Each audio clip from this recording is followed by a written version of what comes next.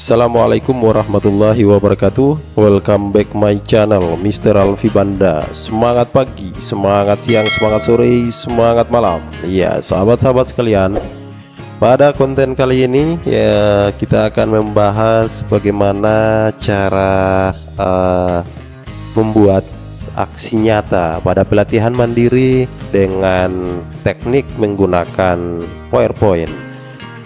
Ya, sahabat sekalian, pada beberapa konten saya yang telah saya upload sebelumnya, saya juga sudah menjelaskan bagaimana memanfaatkan Canva untuk membuat aksi nyata, terus Microsoft Word ya, kemudian juga di menulis tangan secara manual. Nah, kali ini topik kita memanfaatkan aplikasi PowerPoint yang bisa dipakai buat teman-teman di kesulitan jaringan ya, karena kita bisa offline dengan PowerPoint. Oke, next, sebelumnya kita lihat dulu salah satu topik pelatihan ya, ini yang telah selesai ya sahabat-sahabat sekalian. Yang saya praktikan ini adalah pada topik di pelatihan mandiri, topik perencanaan pembelajaran SD. Jadi sama saja untuk SMP, SMA juga sama ya, mungkin hanya konteksnya saja dan konten yang berbeda.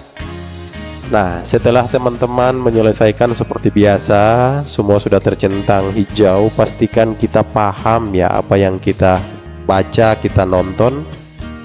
Sekarang saatnya kita membuat aksi nyata. Ya, teman-teman sudah post semua di semua modul. Nah, sekarang kita akan membuat aksi nyata.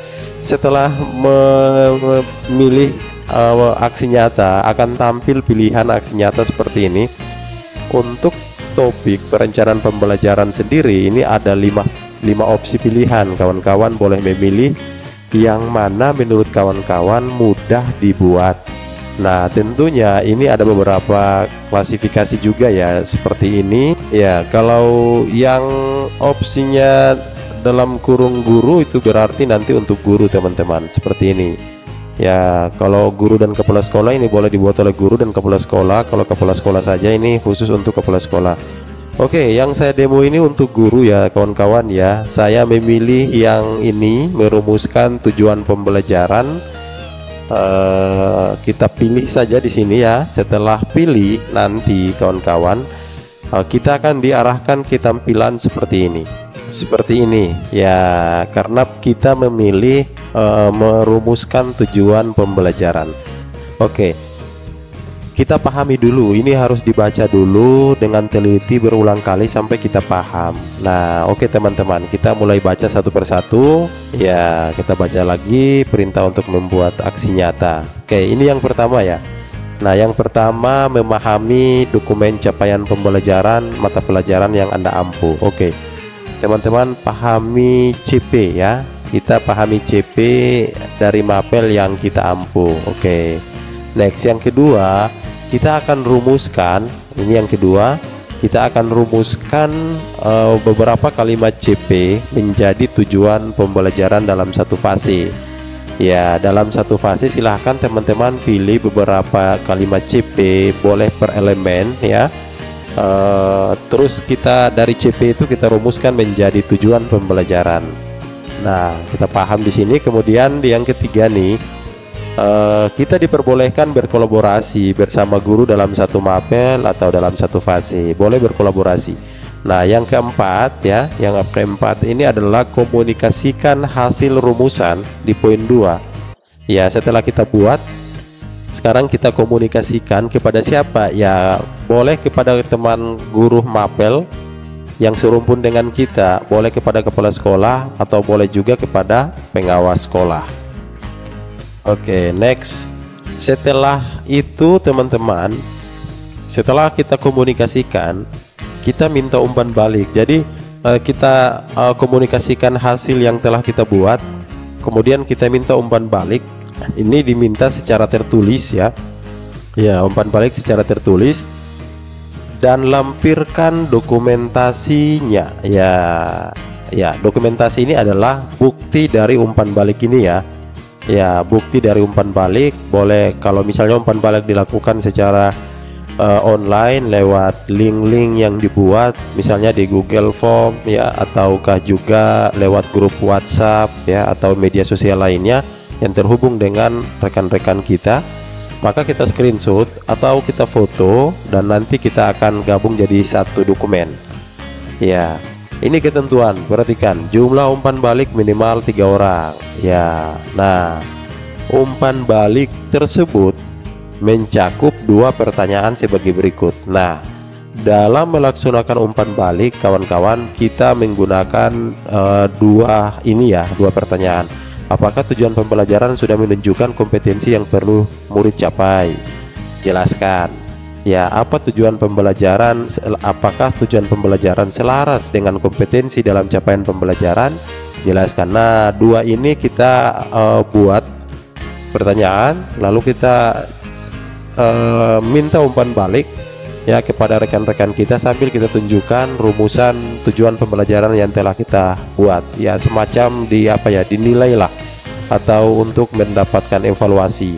Nah, kemudian ini yang akan kita unggah kawan-kawan, ini akan kita unggah bukti karya dalam satu dokumen yang berisi apa? Yang satu adalah cuplikan mata pelajaran ya, cuplikan kalimat capaian pembelajaran dan hasil rumusan tujuan pembelajaran. Ini yang di poin 2 yang kita susun tadi.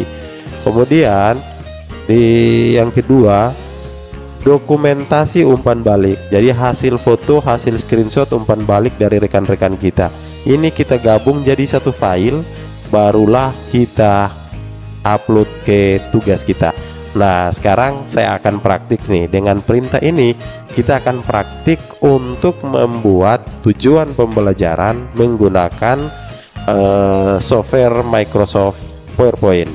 Tentunya Microsoft PowerPoint sendiri kawan-kawan itu sudah secara default ya, ketika teman-teman beli laptop baru ataukah juga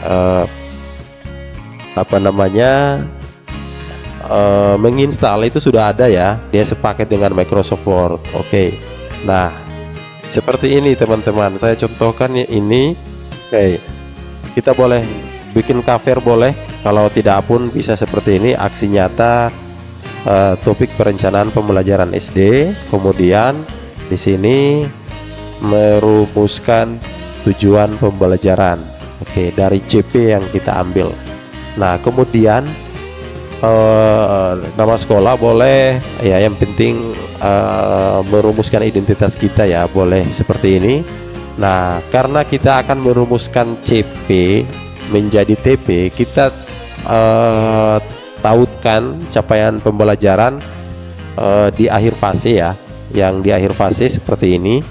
Oke, silahkan, ini hanya sebagai contoh ya, teman-teman boleh mengikuti ini yang di mapel saya ya, yang lain bisa menyesuaikan dengan mapelnya. Setelah itu kita rumuskan seperti ini kawan-kawan ya, capaian pembelajarannya. Oke, saya jelaskan dulu ya dari sini ya, di mana dapat CP-nya.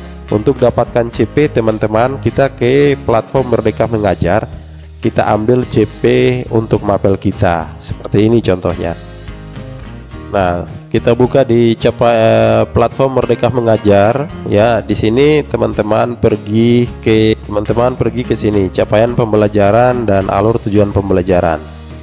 Oke, kita pilih ya, pilih mapel kita, kemudian kita pilih jenjang, kemudian kita pilih mapel ya. Saya contohkan seperti ini, ya. Kita pilih, lalu lihat CP. Oke, kemudian pilih di fase mana nih kita. Oke, misalnya fase B.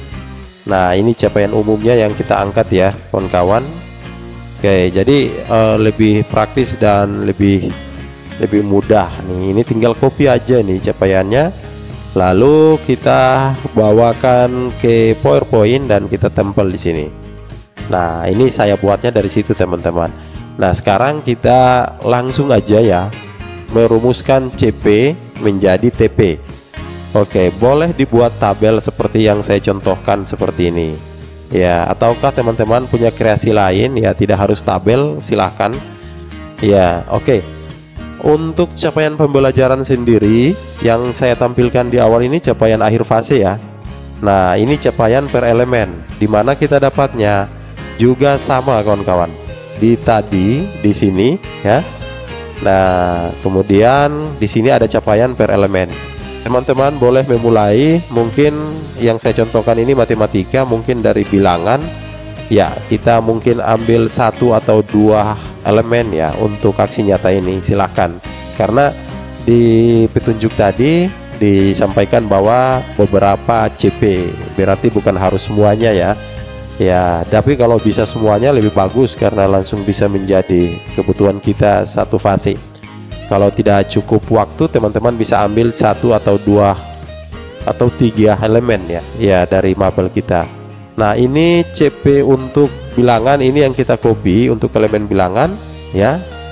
Nah, kita copy lalu kita bawakan ke PowerPoint. Teman-teman masukkan di sini ganti-ganti dengan bilangan ya, karena ini mapel PAI.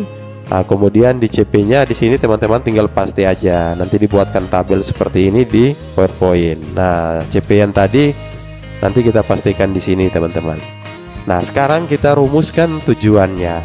Ya, dari CP ini kita akan rumuskan tujuan. Di sini teman-teman saya tidak menjelaskan bagaimana cara merumuskan karena topik video ini lebih fokus bagaimana membuat aksi nyata dengan PowerPoint. Bagi teman-teman yang belum memahami, silahkan menonton ulang topiknya ya. Ini karena topik ini menjelaskan tentang perencanaan pembelajaran ya. Oke, atau bisa menonton video saya yang saya tautkan di deskripsi ini tentang bagaimana merumuskan tujuan pembelajaran dan juga mengalurkan atau urutkan alur tujuan pembelajaran. Oke, kemudian lanjut lagi. Ini saya contohkan adalah tiga elemen ya, 3 elemen ya, 3 elemen. Jadi ini ada 3, kemudian saya rumuskan tujuannya seperti ini. Ini belum sampai ke ATP ya kawan-kawan ya, karena fokusnya adalah merumuskan tujuan pembelajaran. Jadi cukup merumuskan dari CP yang ada, belum sampai ke ATP ya. Oke, karena memang petunjuknya seperti itu tadi ya. Oke, kalau sudah ini teman-teman, kita sebarkan ke rekan-rekan kita untuk mendapat umpan balik. Apakah tujuan pembelajaran yang telah kita susun ini sudah sesuai dengan CP? Ya, sudah memuat CP ataukah sudah sesuai dengan pertanyaan yang tadi ini ya. Nah, yang ini apakah sudah sesuai dengan panduan aksi nyata yang tadi kita buat nih? Ya, ini teman-teman. Oke, apakah tujuan pembelajaran sudah menunjukkan kompetensi yang perlu dicapai? Jelaskan. Terus apakah tujuan pembelajaran selaras dengan kompetensi dalam capaian pembelajaran, dan jelaskan. Oke, kita kembali. Nah, ini kita kirim dulu kawan-kawan ya. Terserah kalau mau kirim dalam bentuk PDF boleh, PowerPoint juga boleh, ataukah di print disuruh baca kalau itu tatap muka. Tapi kali ini yang saya contohkan adalah saya akan kirim di grup WhatsApp yang di dalamnya ada guru, kepala sekolah ya, dan juga pengawas, untuk saya minta mereka membaca kembali apa yang saya buat, kemudian mereka memberi umpan balik. Oke, kita langsung aja save dulu filenya.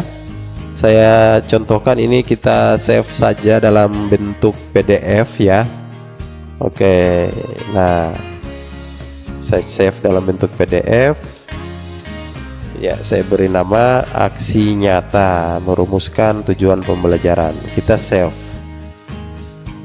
Nah, ini sudah di save teman-teman. Ini sudah jadi PDF ya yang kita buat di PowerPoint tadi. Sekarang saatnya kita akan kirim ke grup WhatsApp. Pastikan grup WhatsApp itu adalah rekan-rekan guru kita yang termasuk dalam unsur-unsur tadi, guru, kepala sekolah, dan pengawas. Ya, kita langsung aja ya kirim di sini. Kita kirim di grupnya. Ini saya pakai grup ini. Oke, kita cari file yang telah kita buat tadi ya. Nah, ini filenya. Sorry. Nah, ini. Oke, ini tidak serta-merta dikirim begini aja ya teman-teman ya. Kita harus beri petunjuk buat orang yang membacanya. Misalnya seperti ini caranya. Ya, misalnya seperti ini. Ya, misalnya halo, tuh, salam dan bahagia Ibu dan Bapak guru hebat di grup ini, mohon bantuannya untuk membaca ya, untuk membaca aksi nyata saya ini pada topik perencanaan pembelajaran. Nah, kemudian mohon beri umpan balik pada deskripsi berikut ini. Nah, kita kirim dulu ya. Oke, setelah dikirim ya, kemudian kita buatkan form umpan balik. Nah, kita buatkan form umpan balik di sini. Contohnya seperti ini, bisa nama ya. Oke. Ya, kita langsung kirim. Nah, seperti ini umpan baliknya. Nama, apakah tujuan pembelajaran, sudah menunjukkan kompetensi yang perlu murid capai, jelaskan alasannya. Nah, ini karena berdasarkan petunjuk tadi ya, ada 2 pertanyaan. Nah, kemudian apakah tujuan pembelajaran selaras dengan kompetensi dalam CP. Jadi kita minta rekan-rekan yang ada di dalam grup ini ya, untuk membaca CP yang telah kita rumuskan menjadi TP. Mereka akan memberi umpan balik lewat form ini. Jadi mereka akan copy ini ya, dan lalu mereka isikan. Oke. Seperti itu. Jika sudah, kita menunggu sampai rekan-rekan kita sudah bisa memberi umpan balik ya. Nah, setelah mereka bisa beri umpan balik, barulah kita dokumentasikan hasil umpan baliknya. Oke, kita tunggu sedikit sampai ada yang memberi umpan balik. Kita coba praktik screenshot ya hasilnya dan dijadikan sebagai dokumentasi umpan balik. Nah, setelah menunggu beberapa menit ya teman-teman, ini sudah ada yang memberi umpan balik di grup WhatsApp yang dimana tadi saya membagikan file untuk diminta umpan balik. Yuk kita lihat ya, ini kawan-kawan. Nah, ini sudah 1, 2, 3, 4 ya, udah 5 ya yang beri umpan balik. Oke, nah sekarang teman-teman tinggal screenshot ya. Screenshot pertama itu adalah kita screenshot dulu pertanyaan kita nih teman-teman. Jadi teman-teman screenshot misalnya ini area sini nih. Nah, unggahan kita ya yang pertama sebagai petunjuk juga informasi kepada anggota grup. Nah, ini yang kita screenshot pertama, lalu kita tempelkan seperti ini. Nah, ini perintahnya ya. Oke, ini sudah saya screenshot dari setiap dari setiap umpan balik ya yang diberikan oleh rekan-rekan di grup kreatif ini. Oke, ini sudah 5 umpan balik teman-teman ya. Jadi sudah cukup lah karena minimal 3. Oke, di slide ini juga. Nah, ini sudah ada lagi. Nah, caranya seperti tadi, kita screenshot aja per chat ya yang dikomentari oleh rekan-rekan kita nih. Oke ya, oke, ini udah selesai ya kawan-kawan ya. Nah, kalau sudah, sekarang kita PDF kan ya. Oke, yang saya praktikkan di sini adalah bagaimana untuk mendapat umpan balik melalui grup WhatsApp. Ada banyak cara nih teman-teman ya. Teman-teman bisa menggunakan cara luring secara langsung, menulis ya, atau juga lewat bukti karya. Karya ini diupload di bukti karya, lalu di share link karyanya. Nah, disitunya juga ada umpan balik ya. Tapi lebih disarankan seperti ini karena ada 2 pertanyaan yang harus dimunculkan. Kalau di bukti karya kan tidak bisa munculkan 2 pertanyaan ini ya. Nah, kalau sudah seperti ini, yuk kita langsung simpan ya. Untuk menyimpan file di PowerPoint agar menjadi PDF, teman-teman pilih file ya, lalu pilih save as atau save e-copy yang ini. Oke, kita pilih browse. Yuk kita cari tempat penyimpanan mau dibuat di mana nih. Oke, saya taruh di aksi nyata upload foldernya. Nah, kita beri nama merumuskan tujuan pembelajaran. Tapi jangan langsung di save, kita rubah save as tipe filenya ini kita ganti dengan PDF. Nah, sehingga file PowerPoint ini akan menjadi PDF. Kenapa harus PDF? Ya karena memang ketentuan untuk mengunggah aksi nyata di pelatihan mandiri PMM itu adalah file dalam bentuk atau file yang bertipe PDF. Oke. Jika sudah, di sini teman-teman bisa pilih ya. Kalau misalnya khawatir jangan sampai filenya melebihi dari 10 mega, teman-teman pilih minimum size yang ini. Nah, supaya ukuran filenya lebih kecil ya. Tapi kita coba dulu yang standar. Kalau misalnya standarnya tidak sampai 10 mega ya enggak apa-apa. Ya, karena memang ketentuan di PMM itu mengupload file yang tidak boleh melebihi dari 10 MB. Oke, nanti dicoba lagi ya. Kita coba dulu yang standar karena saya pikir ini tidak terlalu berat ya, karena cuma 4 slide. Size-nya juga tidak terlalu berat. Oke, kita save. Nah, setelah di save ya kawan-kawan, ini file kita sudah menjadi PDF ya. Nah, ini filenya ya sudah jadi PDF ya kawan-kawan. Sekarang tinggal kita upload di menu aksi nyata ya, di pelatihan yang sedang kita selesaikan, yaitu pada topik perencanaan pembelajaran. Ya, kembali kita buka PMM-nya seperti ini. Oke, kita pergi ke pelatihan mandiri. Nah, selanjutnya kita ke topik ya teman-teman. Kita cari topik yang sedang kita selesaikan tadi. Nah, ini perencanaan pembelajaran SD. Oke. Kalau yang SMP pilih SMP, dan begitu juga SMA. Oke, ini sudah hijau semua. Kita akan mulai melengkapi aksi nyata yang telah kita buat tadi. Lengkapi lembar aksi nyata. Nah, selanjutnya teman-teman, karena kita pilih yang ini yang tadi ya. Oke. Nah, kita langsung ke bawah ya teman-teman. Oke, kita pilih mulai lengkapi. Nah, di sini kita perlu centang nih teman-teman, perlu centang semua. Centang ini sebagai persetujuan bahwa kita sudah siap untuk mengupload. Ini ada ketentuan perlu dibaca ya. Dokumen aksi nyata telah dibuat dalam bentuk PDF. Ya, lampiran umpan balik telah disertakan dalam dokumen aksi nyata. Oke, mantap. Kita next lanjut. Ya. Next selanjutnya kita langsung aja ya unggah file aksi nyata. Ini yang saya bilang tadi ketentuannya ya, bahwa filenya itu maksimal 10 MB ya. Oke, kita coba file tadi. Kita pilih file, next. Nah, ini dia filenya. Kita langsung open. Nah, oke, kalau seperti ini artinya filenya tidak lewat dari 10 mega.